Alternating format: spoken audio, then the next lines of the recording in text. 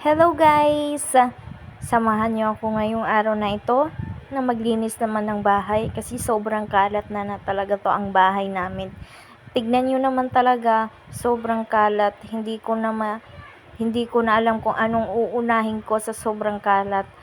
Kahit nakakatamad maglinis, pero no choice tayo kasi pagtama rin tayo. Ganyan na lang talaga yan maghapon. Hindi yan maglilinis kasi tayo lang talaga din, tayong mga ina lang din talaga ang naglilinis. Kasi hindi naman lahat ng mister na hindi maasahan sa gawaing bahay. Yung mister ko hindi talaga yan maasahan sa gawaing bahay, pero maasahan mo yan sa kuan niya, sa kakuguhan niya, sa kabisi niya sa trabaho. Kuan naman siya, masipag naman siya maghanap buhay para makakain kami, pero hindi mo siya maaasahan sa paglinis talaga mga gawaing bahay. Pero maaasahan mo din naman yung mister ko sa pagluluto kasi siya talaga tagaluto sa amin. Kahit galing siya sa trabaho, siya talaga magluluto niyan. Mapunta siya sa palengke, mamamalengke, tapos siya pa magluluto. Ako magsaing lang, basic naman lang magsaing kasi sa rice cooker lang naman din. So fast forward na tayo sa ating paglilinis. Nagwawalis na ako dyan dahil sa kakuan lagi, hindi natin namalayan, nagwawalis na pala ako. Inumpisahan ko na sa pagwawalis sa aming sala dyan. Nagwawalis na ako dyan. Medyo naman malawak dito, malawak naman yung space. Mas malawak pa ito kaysa dun sa bahay namin sa probinsya, kasi yung bahay namin sa probinsya is bahay kubo lang talaga yun. So, yung sala namin is sobrang liit. Parang kuan lang, basta maliit lang din naman yung bahay namin sa probinsya. Dito, mas malawak din naman siya. Mas nakakapaglaro-laro yung mga anak ko dito sa loob. Bawal nga maglaro sa labas kasi alam mo naman dito sa Maynila, maraming sasakyan. So, dito na lang sila sa loob naglalaro. So, ito nga pala, ano ba yung pinanggagawa ko? Habang pala ako naglilinis is nagluto ako ng itlog kasi yung anak ko magme-merienda. So, yung merienda niya is sagaran talaga is itlog. Ayan, pero ako muna kumain ng isang peraso. At ayun, nakita nga pala ako ng anak ko na kinakain ko yung itlog niya. Tapos, yun, siya na nanghingi na yan. So, binigay ko sa kanya. Siya na lang bahala kumain dyan. Tapos, we're watching TV siya. Hayahay ang buhay. Sana ganyan na lang ako. Charles. Nagkuang-kuan lang kain.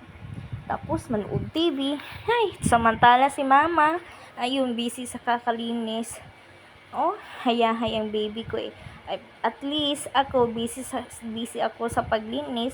Pero yung anak ko, busog naman din. So, balik na tayo. Ito na pala is, nagmamap na ako dito. Nagmamap na ako. Pinaikot ko lang muna yung electric fan para itong tawag yan sa Tagalog, mauga. Basta, hindi, yung kasalita ko kasi dito is halo-halo lang kasi merong waray-waray, Bisaya, Tagalog. Kasi ako kasi waray-waray ako, tapos yung mister ko Bisaya, tapos dito Tagalog. So yun yung pagkuan namin dito, halo-halo na lang talaga, kung ano na lang maisip yun. Buti na lang nga yung anak ko nakapag-adjust agad. First time niya kasi dito sa Maynila, transfer siya dito, is nakapag-adjust. Ngayon marunong na siya mag-Tagalog. Sa bagay, basic lang naman din yung Tagalog, kaya makakakuan na siya. Dito na pala, hindi ko na malayo, naghuhugas na pala ako, no? Sana all ganyan talaga. Sana all fast forward ang buhay. Ang bilis. Kaya medyo parang hindi natin pero yung panahon naman ngayon, no? Hindi natin namamalayan. Ay, gabi na pala. Ay, maaga na pala. Parang ang bilis din talaga ng panahon ngayon. Sabi ko nga, ba't ang bilis, no? Ang bilis ng panahon. Parang nagmamadali yung mundo. Parang nagmamadali. Ewan ko.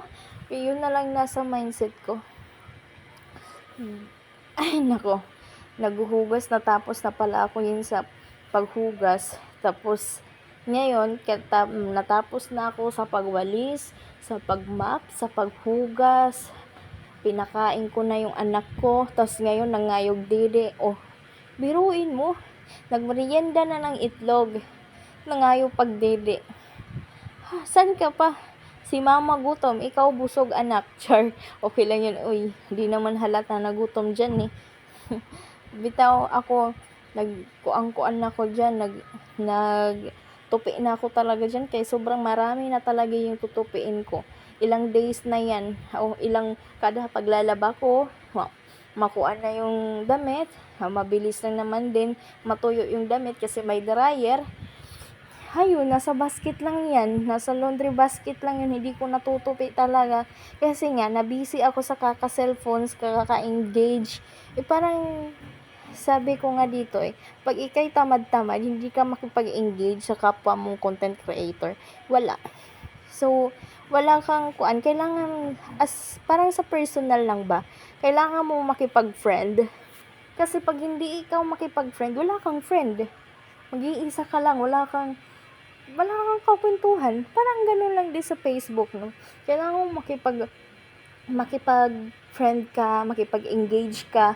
Kasi kung makipag-engage ka, maraming makikipagkuhan sa'yo, maraming babalik sa'yo, may mga sender star na ako, ganun. Kasi kung hindi ko yung ginawa makipag-engage, like yung dati, hindi ko ginagawa yun, wala talaga.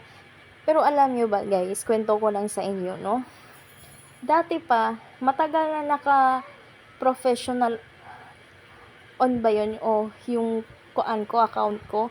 Kaso, hindi ko alam yung mga meaning na F to F, SMI, o hindi ko yan alam. Tapos yung like, mag-send ng star, hindi ko yan alam. Alam nyo ba, meron din yung dati na nakakakuan ko na mag-send daw ng star, pero yung nag-send ako yung sticker na star.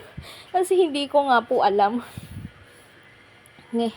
Sige, hanggang dito na lang. Tapos na pala ang video ko.